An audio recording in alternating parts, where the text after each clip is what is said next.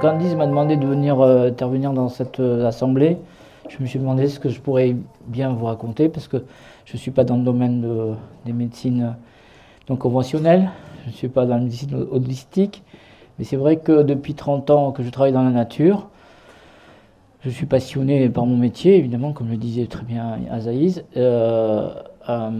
Je suis en rapport en permanence avec, en communion, on va dire, avec cette nature-là.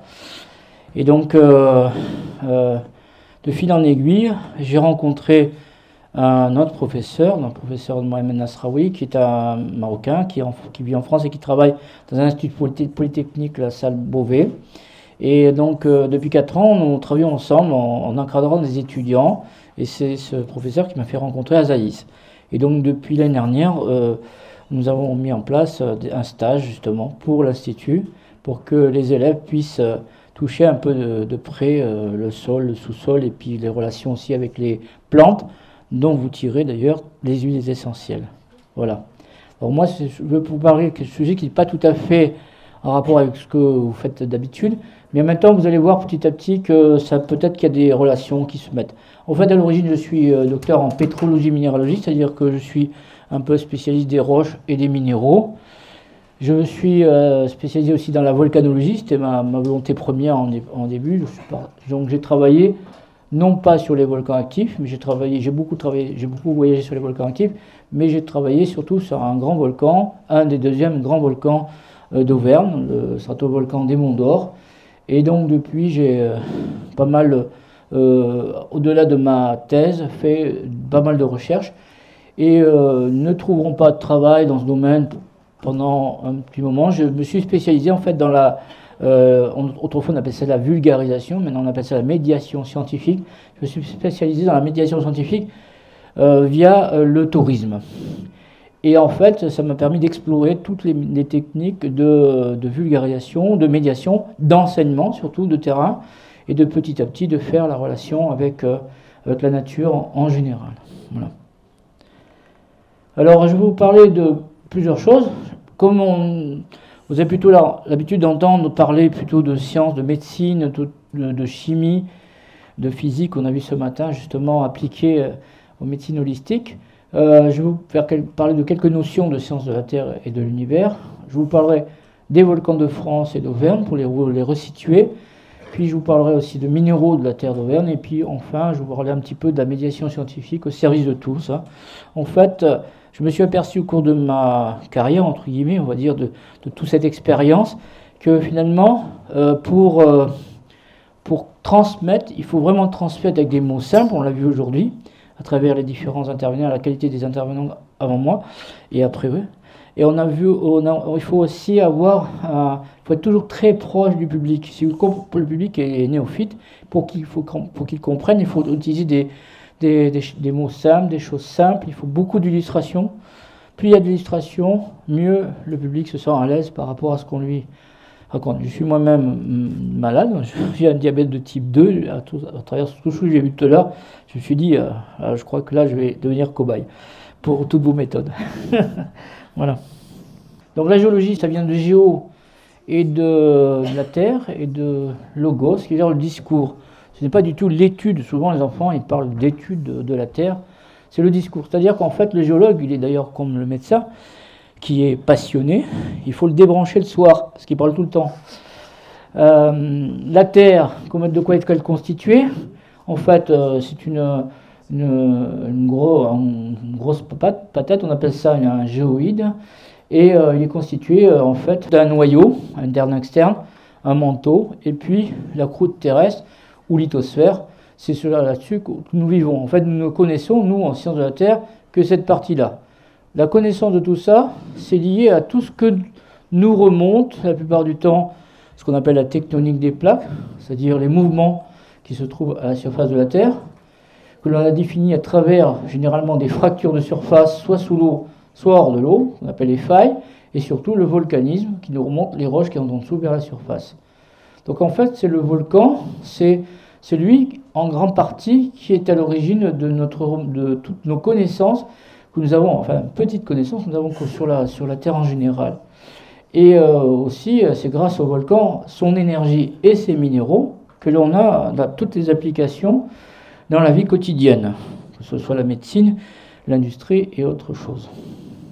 Alors pour vous situer un petit peu, on va ramener en fait la vie de la Terre à 24 heures, c'est-à-dire la vie de notre vie à nous, et on s'aperçoit que l'arrivée de l'homme et tout ce qui peut continuer, c'est carrément les dernières minutes, voire dernières secondes. Hein. La Terre a 4 milliards et demi d'années, et bon, la vie apparaît vers 2,4 milliards d'années, justement dans les fonds des océans, grâce à la symbiose entre les virus et les bactéries, entre autres. On s'en est aperçu récemment, même dans les volcans, on vient de découvrir aussi pas mal de choses à ce niveau-là. Et puis après, la vie va venir sur Terre à partir de l'ère primaire environ, aux alentours de 500 millions d'années, faire 280 millions d'années, et après, tout va se passer sur la Terre dans les derniers 250 millions d'années, avec une chose importante, c'est les extinctions. La vie, elle existe depuis 2 milliards et demi d'années, peut-être un peu avant, maintenant 3 milliards 2, on le sait depuis une dizaine de jours, grâce à des filaments bactériens qu'on a trouvés dans des roches très anciennes, qui étaient des roches océaniques essentiellement, et d'origine volcanique, probablement aussi d'origine météorique, et météoritique. Et donc, ce qui traduit en fait cette vie sur Terre, c'est qu'elle va se traduire par des grandes extinctions, hein, pratiquement 80-90% des espèces vivantes. Ça va commencer au début de l'ère primaire, au milieu de l'ère primaire, à la fin de l'ère primaire, au Crétacé, avec la disparition des fameux dinosaures. Là, tous les enfants vous parlent de ça, ils ont ça dans leur collection d'objets. Puis après, on va voir apparaître des mammifères, des fleurs qui sont très développées. Et puis, à la fin, toute fin, nous, on arrive. Alors, quand j'ai commencé mes études, disons, l'ancêtre de l'homme était avec Lucie, en Afrique, à 2 millions d'eux. Maintenant, on est à peu près à environ 8 millions d'années avant nous, mais c'est vraiment presque rien par rapport à l'histoire de la Terre. La Terre, elle est née comment? On pense qu'elle est née donc, du Big Bang, mais aussi par l'accrétion, c'est-à-dire la colle, on va dire, entre différents matériaux qui étaient perdus dans cet univers immense. Et au début, elle était certainement en fusion. Elle ne s'est refroidie que vers à peu près 3 ou vers 4 milliards d'années, ou voire 2 milliards d'années, et 3 milliards d'années. C'est à ce moment-là que la vie est apparue sur Terre, par la retombée des eaux qui s'étaient formées autour de la Terre, qui ont refroidi la Terre. Donc en fait, tout ça nous vient en fait de l'univers. Alors, quand on regarde la croûte terrestre en détail, on voit qu'elle est composée, donc, comme je l'ai dit tout à l'heure, d'une croûte terrestre ou lithosphère. La croûte terrestre se sépare de la sténosphère ici, enfin du manteau, ce qu'on appelle le manteau, par une discontinuité qu'on appelle de Morovitch, parce qu'elle a été vue par ce scientifique qui a envoyé des ondes et qui a vu qu'il y avait une discontinuité. On a un manteau supérieur, un manteau inférieur, et un noyau externe et externe. Le noyau, le manteau, tout cet ensemble ici et le noyau interne sont solides. Le noyau externe est en fusion, mais une fusion environ à 4000 degrés. Mais ce n'est pas de la fusion comme vous l'imaginez à une atmosphère, ça se fait à des pressions énormes, des pressions qui sont incommensurables, hein, difficiles à comprendre d'ailleurs lorsqu'on est sur Terre. Les seules personnes qui arrivent un peu à comprendre, c'est les gens qui font travailler des métaux, qui font fondre des roches pour faire des métaux essentiellement. Voilà. Donc nous, pour vulgariser tout ça, cet ensemble de connaissances, on a utilisé, on dit que ça ressemble à une pêche. Hein, donc vous avez donc un noyau dur, compact et dense, une chair épaisse, le manteau, et puis il y a une certaine chair juteuse qui se trouve dessus ici, qui correspond à la fusion du manteau pour donner le magma, qui va donner le volcan, et puis la peau qui est une fine peau qui s'appelle la croûte terrestre. Voilà. Alors, suivant. Alors, pour amener toute cette matière à la surface, la seule chose que l'on dispose, à part les chaînes de montagnes qui, pendant très très longtemps, vont faire venir les roches profondes vers la surface, par surrection, collision-surrection, on a les volcans. Alors, les volcans, c'est en fait un ensemble. Qu'est-ce que c'est? C'est un peu comme à la maison. On a un réservoir à la base, ici. Un réservoir, vous avez une tuyauterie, et à la fin, vous avez le petit bouton en haut, qui est plus ou moins vert, qui va s'épancher. Hein. Des fois, je compare ça souvent entre la pompe cardiaque, des petits réservoirs de sang et puis des vaisseaux. Il y a une petite comparaison assez facile à faire. Voilà. Et tout ça est mu par de la roche en fusion, qui sont des éléments qui sont associés entre eux, avec des gaz dissous, et surtout une certaine énergie, hein, cette fameuse énergie géothermique qui nous permet on l'espère dans l'avenir, chauffer nos maisons. C'est le cas en région parisienne. Ici, il y a beaucoup de quartiers qui sont chauffés par la géothermie. Alors l'éruption volcanique, c'est ni plus ni moins que l'arrivée du magma à surface, et à ce moment-là, le magma va se dégazer. En dégazant, il va projeter des cailloux qui sont en fusion, qui retombent autour. Ça vous fait un tas de cailloux, et lorsque la lave est plus ou moins fluide, elle va s'épancher plus ou moins loin. On va le voir après. Donc on quantifie ce genre de choses, justement en énergie. Hein. Vous avez ici la dispersion en fonction de la fragmentation. Et cette dispersion-fragmentation permet de caractériser les éruptions hawaïennes, stromboliennes, subpliniennes, pliniennes, suprapliniennes, surtséniennes quand c'est au contact de l'eau, phréatomagmatique sur Terre. Et donc, en fait, cette fragmentation, cette dispersion en fragmentation est uniquement liée à l'énergie développée pendant le dégazage du magma, qui est une roche solide en fusion. C'est difficile à comprendre à ce niveau-là. Donc, on a caractérisé différents types d'éruptions. Plus la lave est fluide, plus elle va cracher de la lave sur de longues distances. Ces éruptions volcaniques, ce qu'on appelle les éruptions rouges. Tous les enfants apprennent ça à l'école. Et à l'opposé, lorsque le magma est assez visqueux, très visqueux, ça veut dire une température de 900 degrés, alors que là on est à 1000 degrés, il y aura 1200 degrés. À ce moment-là, il va se produire des explosions extrêmement violentes, pulvérisation totale du magma en petites gouttelettes très très fines. Et c'est à ce moment-là d'ailleurs que va se répandre dans l'atmosphère, dans la stratosphère et au sol, tous les sels minéraux dont on a besoin. Voilà. Alors maintenant, on va parler un petit peu de nos volcans. Voici une carte géologique de la France au millionième, enfin légèrement écrasée on peut dire. Donc vous voyez, c'est une très jolie carte d'ailleurs, si un jour vous avez envie d'avoir ça chez vous. C'est très décoratif en même temps. Il faut les mettre surtout dans des endroits où on va souvent, qui nous permettent de les regarder très facilement. Vous voyez ici du rouge, du rose et du vert. Ce sont ce qu'on appelle les socles anciens. On voit ça aussi de l'autre côté ici. Les Ardennes et autres, les Fels. Vous avez le Massif central, une partie de la zone interne des Alpes, la Corse, et puis les Pyrénées ici. Après, vous voyez apparaître des roches qui sont jaunes, bleues, vertes et jaunes. Ce sont des bassins sédimentaires. Vous avez les bassins parisiens, bassins d'Aquitaine. Vous avez les grands couloirs, comme le couloir rhodanien, le couloir ici, qui est le couloir du Rhin. Et puis, vous avez aussi des petits bassins intérieurs, ici, bassin de Limagne, Rouen-Norrêtable et bassin de Bresse, entre autres. Et puis, en bleu, le volcanisme. Le volcanisme, il n'y a pas que dans le Massif central. Il y en a au nord de la Bretagne à 1 milliard d'années. On en a en mer, ici, dans la mer Méditerranée. Et on en a aussi tout le long du nord au sud, du sud au nord, par exemple, de Cap d'Agde, la plage noire de Cap d'Agde, jusqu'à la chaîne des Puys, ici. On a du volcanisme fin de l'ère primaire, c'est l'Esterel et la Corse. D'ailleurs, l'Esterel et la Corse étaient liés entre eux vers la fin de l'ère primaire. Ils se sont séparés à ce moment-là par simplement une ouverture d'un petit océan entre les deux. Alors, nous, au niveau Massif central, donc on peut voir que le volcanisme se situe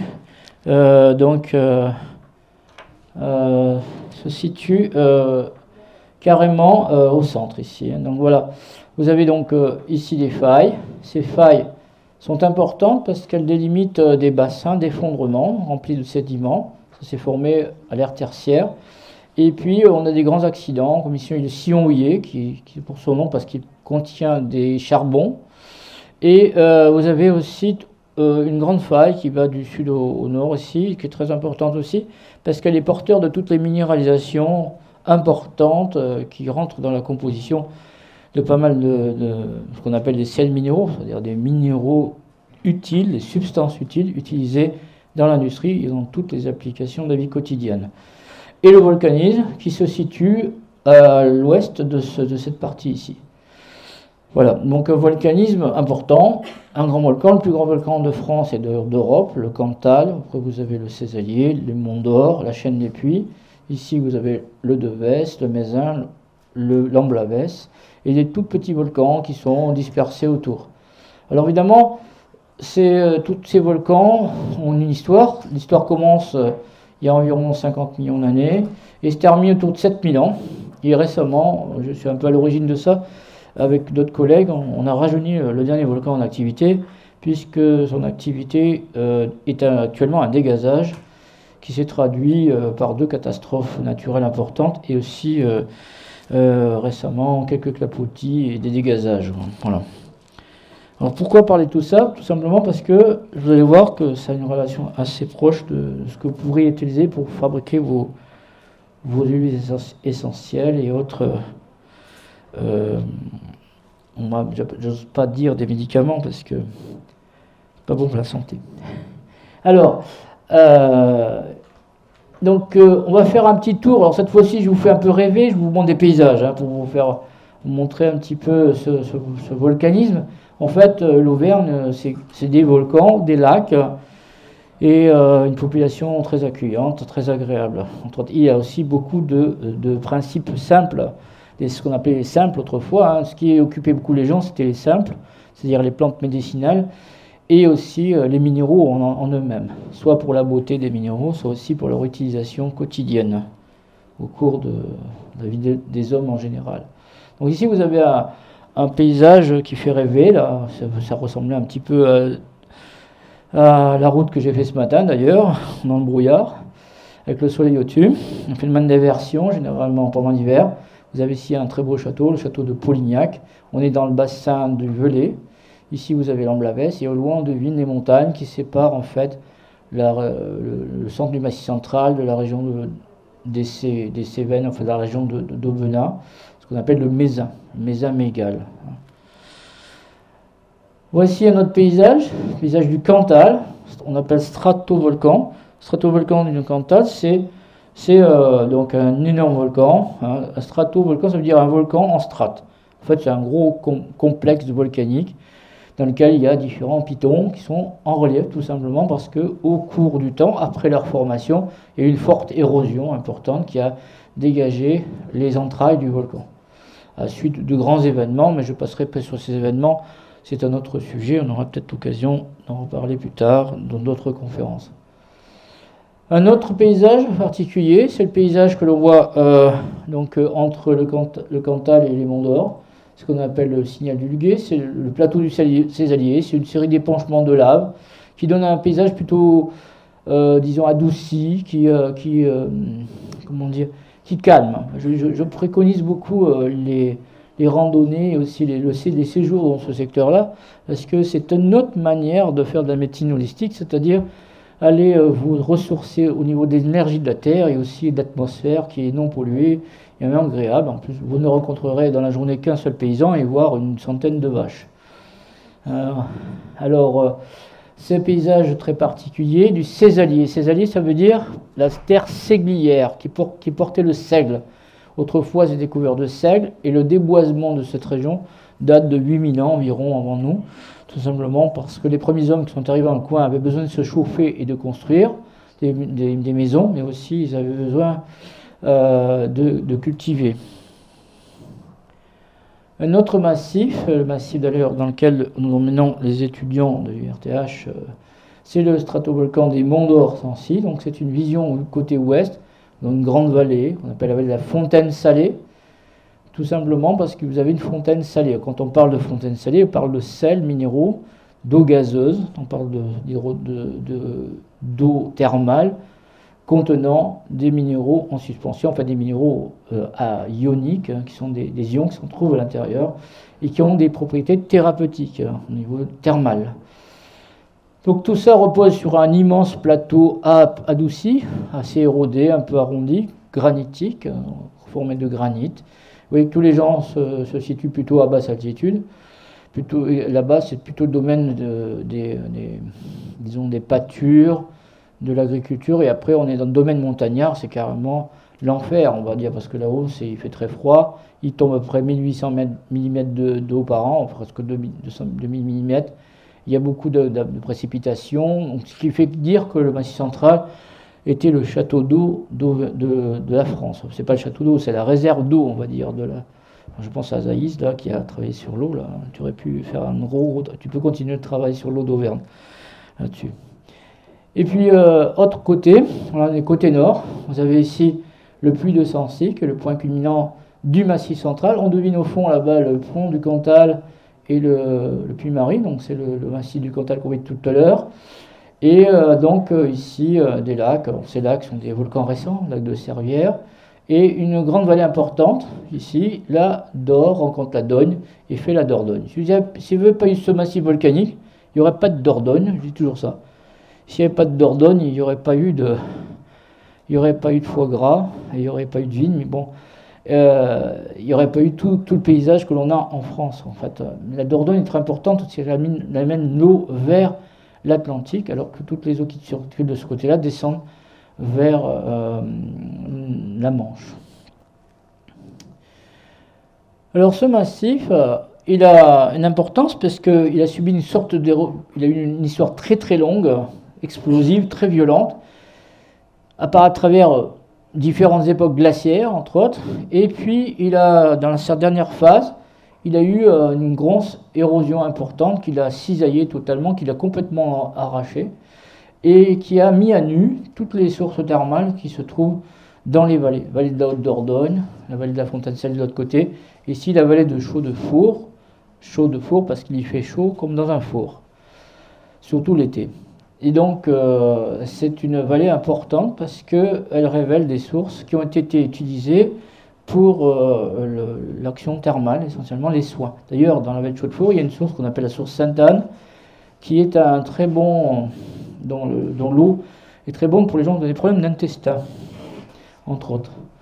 Voilà. Alors qu'au Mont d'Or, on va soigner plutôt les systèmes ORL, hein, pour les enfants à la bourboule, et au Mont d'Or pour les personnes adultes. Alors, la médecine thermale, d'ailleurs, elle était enseignée, et peut-être encore enseignée dans une faculté de médecine, mais bon, dans longtemps, elle a été abandonnée.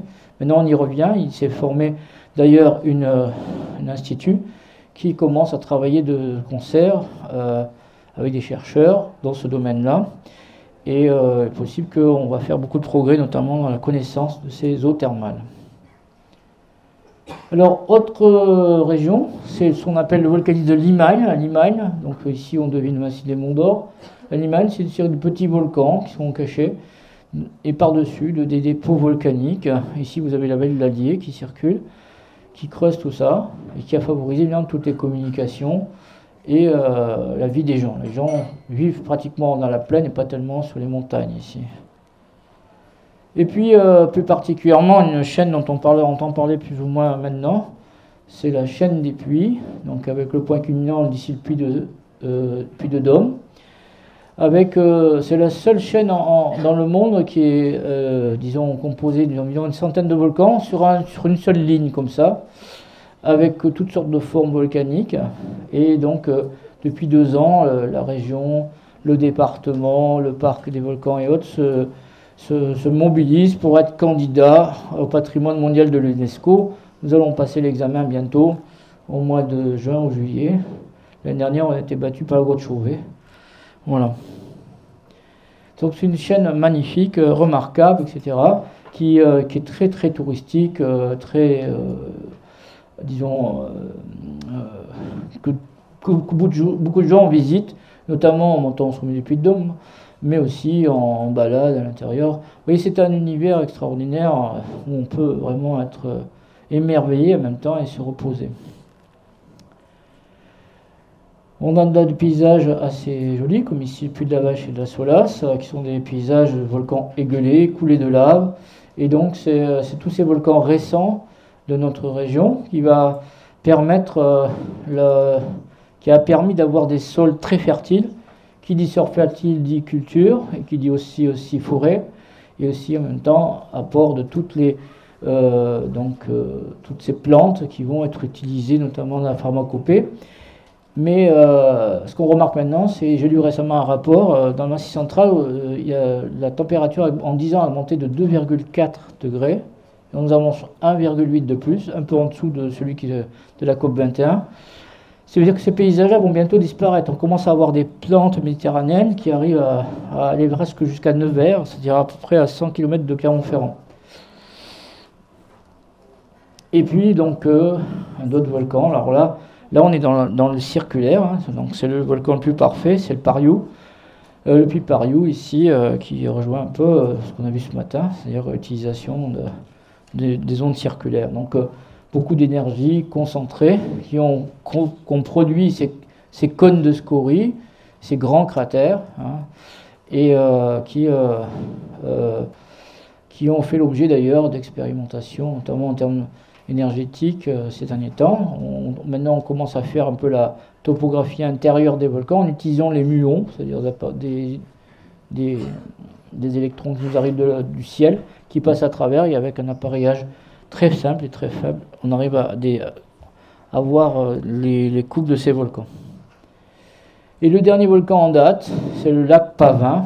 Lac Pavin, Pavin, ça vient de Pavins, l'épouvantable. Et en fait, là, je fais un peu la relation avec notre conférencier précédent. C'est que ce lac Pavins, épouvantable, possédait 17 légendes. Et ces 17 légendes, on ne savait pas à quoi ça correspondait exactement. C'est des légendes de catastrophes très importantes. Et les scientifiques du début du XXe siècle ont étudié toute cette région. Moi, j'ai refait la cartographie complète de ce secteur. Et on s'est aperçu, en faisant la cartographie, qu'il y avait des glissements de terrain à l'intérieur. Vous voyez ici des espèces d'arrachements à l'intérieur du lac. Et on en a découvert dans le lac. Et des études ont été faites de façon sous-lacustre. Et on a découvert, d'abord, qu'il y avait des gaz dissous piégés dans les sédiments au fond du lac, qu'il y en avait sur les pentes intérieures du volcan, qu'il y a du dégazage tout autour du volcan, qu'il y a des sources thermales aussi pas très loin, et il y en a au fond du lac, et que une des légendes disait que si tu jettes une pierre, c'est-à-dire tu laisses une pierre dans le lac, ça fait vague furieuse, dégazage et exhalaison. Et en fait, on s'est aperçu réellement que c'est ce qui s'est passé. Il y a 600 ans après Jésus-Christ, il y a eu le lac était beaucoup plus haut, il y a eu un tremblement de terre, un énorme glissement de terrain, ça a cassé le flanc du volcan ici, est sorti une vague de 16 mètres de hauteur, et ça a dégazé du CO2 toute heure, et tout le monde, tous les gens qui étaient là sont morts tous asphyxiés. Et donc, et depuis, on sait que ce volcan est considéré comme actif, dangereux et sous surveillance pour le moment. Et on a énormément de dépôts minéraux. Et en plus, sur le plan biologique, très important puisqu'il a été étudié, on a une vie qui se passe sans oxygène au fond et une vie avec oxygène au-dessus. Donc il y a de grosses études qui ont été faites notamment, qui vont permettre notamment en biologie de bien comprendre ce qui se passait dans les temps anciens, notamment par la symbiose entre les virus, les bactéries et la vie supérieure, on va dire. Alors, maintenant, parlons un petit peu des minéraux de la Terre, d'Auvergne.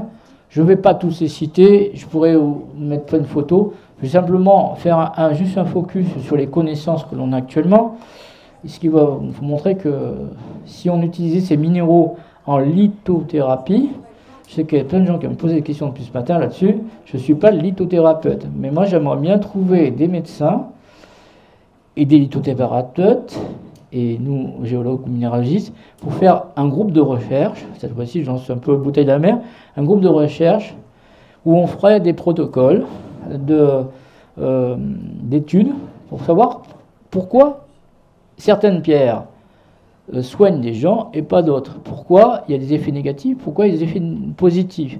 Ça, c'est vraiment de la recherche à part entière. Parce qu'il y a beaucoup de bouquins qui vous parlent de ça. Nous, on voit toute la journée des gens qui viennent, ils nous disent « Je veux la liste complète des cristaux qui soignent. » Je dis « Vous savez, moi, j'en connais un ou deux qui éventuellement vous soigneraient, mais les autres, j'en sais rien.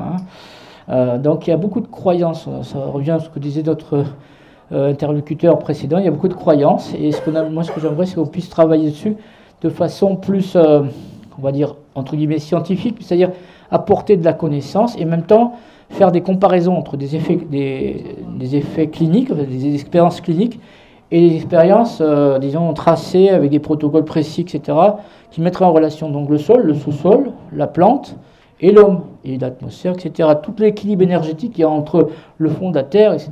Je suis très content de venir aujourd'hui, parce que vraiment, enfin, j'avais des gens qui me disaient des choses sensées sur ce auquel je soupçonne hein, dans tout mon travail depuis une trentaine d'années. Alors, dans les minéraux, vous avez les minéraux dits substances et ressources minérales. Après, pour aller plus loin, on a les minéraux dits hydrothermaux et qui vont apporter l'hydrothermalisme. Puis vous avez les minéraux utilisés en lithothérapie. Là, moi, je dirais plutôt une approche naturaliste d'un géologue. C'est vraiment une approche naturaliste. C'est pas une approche telle que j'aimerais qu'on la fasse vraiment. De même que pour ce qui se concerne les minéraux dits hydrothermaux dans l'hydrothermalisme. Là, on touche vraiment, je dois dire, les médecines holistiques. Il n'y a pas de problème de ce côté-là. Enfin, tu vois, en tout cas, je suggère. En tout cas. Alors là, une petite liste de minéraux courants que tout le monde connaît. Donc nous avons les minéraux, à un moment donné, il a fallu qu'on les classe, hein, comme d'ailleurs on classe les plantes, comme on classe toutes sortes de choses, hein, comme on classe tous les os dans le corps humain, entre autres. Donc on a surtout des éléments natifs. Les natifs, c'est toujours natif. L'or, c'est l'or, l'argent, c'est l'argent, le soufre, c'est le soufre, le mercure, c'est le mercure. Si vous voulez de l'or or, c'est la couleur or. L'argent, c'est la couleur de l'argent. On est dans la couleur, on a des énergies. La couleur, c'est de l'énergie, hein, essentiellement. Le soufre, c'est toujours jaune, le mercure, c'est toujours gris. Et le mercure, ça donne toujours des boules et ça s'éloigne quand vous le prenez dans les mains. Les sulfures, donc c'est du soufre et un autre élément. Vous avez l'antimoine, la pyrite, sulfure de fer, on appelle l'or des fous, donc chalcopyrite, sulfure de fer et de cuivre, galène, sulfure de plomb. Donc à chaque fois, vous avez du soufre et la stibine, SN. Ici, c'est soufre et fer et cuivre, soufre et plomb. Donc à chaque fois, vous voyez tout de suite ce qu'on peut en tirer. Sulfate, la barytine, sulfate de barium, l'alun, l'unite, c'est un double sel, à la fois de potassium et contenant du chlore. Les halogénures, la fluorine, en fluorure de calcium, dans le fluor, vous connaissez le fluor, dans la pâte dentifrice, le calcium, dans les os. Chlorure, c'est le gemme, donc chlorure de sodium. Hein. Chlorophosphate, pyromorphite, alors ça c'est un truc un peu compliqué, là, on rentre dans les formules là, comme bien mon collègue Mohamed Nasraoui. Les oxydes, le wolframite. La wolframite, c'est de l'oxyde de wolfram, le tungstène, qui rentre dans la composition notamment des aciers spéciaux. Vous avez les matites, oxyde de fer, et la goethite. Goethite qui vient du nom de Goethe, le fameux poète allemand qui était minéralogiste. Et puis voilà, on trouve la pechblende, qui est un minéral c'est un oxyde d'uranium et l'eau. Hein, les oxydes, c'est de l'eau. Et les hydroxydes, ce qu'on appelle le fer et l'eau, essentiellement. Très important, on est dans des procédures de redox, c'est-à-dire oxydo-réduction. On en revient à ce qu'on en disait tout à l'heure. Et d'ailleurs, ce qui serait intéressant, de plus en plus, qu'il y ait des comparaisons qui soient faites entre les études scientifiques en sciences de la Terre et la médecine, parce que jusqu'à présent, les sciences sont les unes à côté des autres, et les relations, les ponts ne se font pas, et il faudrait que dans les avenirs, beaucoup de choses se fassent. Alors pour illustrer les minéraux de substance et ressources minérales, bon, j'ai pris un seul exemple. Dans une mine, ici voici la nature primitive des minéraux concentrés. On appelle substance minérale. Vous avez la stibine ici, donc qui contient de l'antimoine. Hein, on appelait antimoine parce que on faisait des objets pour boire et les moines, les premiers, utilisaient ces objets. Et comme ils sont morts empoisonnés automatiquement, on appelle ça antimoine. Hein. Vous avez aussi de la pyrite, de la chalcopyrite. Vous voyez des hydroxydes de fer ici. Ça fait de très jolies choses à regarder. Alors, enfin, avec éclairage, parce que sous terre, on ne voit rien du tout. C'est noir complet. Hein. Dès qu'on rentre sous terre, c'est noir. Il faut un éclairage particulier. Évidemment, dans la chalcopyrite qui se trouve par là, on va trouver de l'or. Hein.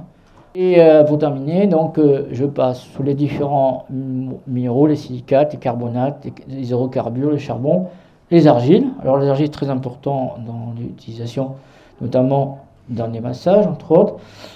Et les roches volcaniques, les roches sédimentaires, les roches métamorphiques qui vont apporter tous les éléments qu'on a vus tout à l'heure. Donc les roches qui vont essentiellement être utilisées dans la construction, mais on pourra utiliser certaines matières particulières pour d'autres applications, notamment en médecine. Et j'en terminerai pour les minéraux hydrothermaux.